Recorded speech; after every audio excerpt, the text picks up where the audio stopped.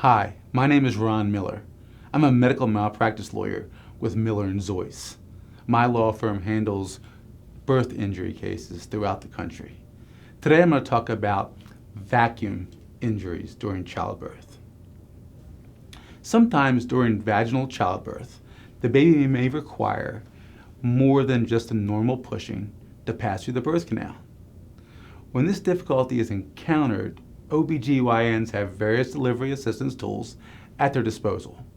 One of the most widely used, particularly in 2020, is an obstetric tool known as a vacuum extractor or a vacuum pump.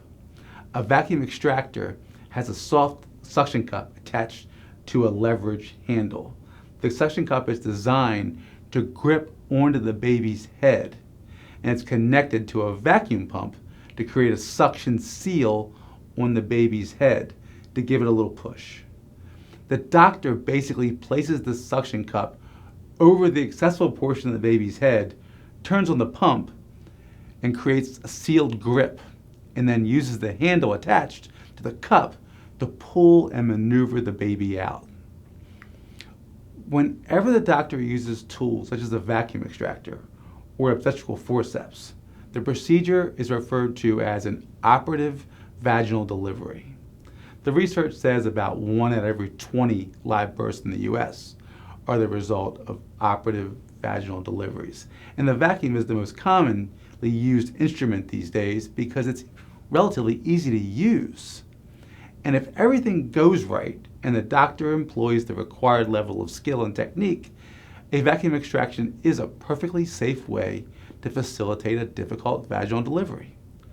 Unfortunately, the labor and delivery room is not a place where things always go according to plan. And even the best OBGYNs occasionally make some pretty grievous errors in judgment or skill. No matter what the surrounding circumstances may be, everybody understands that using a vacuum increases the overall risk of birth injury. So you gotta be careful. Birth injuries related to vacuum-assisted deliveries usually happen in one of several ways. First, the doctor incorrectly places the cup or the vacuum pump in the wrong position on the baby's head. 2, the doctor chooses the wrong vacuum cup size or type for the baby's head. 3, the doctor twists the neck or head too much. We see that a lot, and usually it's in a panic situation. 4, another panic situation, the doctor pulls with excessive force or in the wrong direction. They're panicked and they want to get that baby out quick.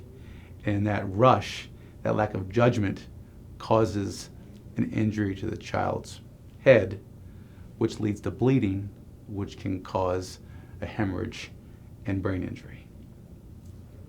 The 5th thing we see is the doctor spends just too long using the vacuum, not knowing when to quit before opting for an emergency C-section. Doctors sometimes overcommit to a vacuum-assisted vaginal delivery when they really need to be willing to abandon that effort in favor of a C-section when it's necessary. And when they don't, malpractice cases often ensue. If your baby was delivered with the assistance of a vacuum extractor pump and your child suffered a birth injury, you and your child may be entitled to financial compensation. Call our law firm today for a free consultation. Again, my name is Ron Miller. We can obtain your medical records and investigate whether medical malpractice occurred in your case.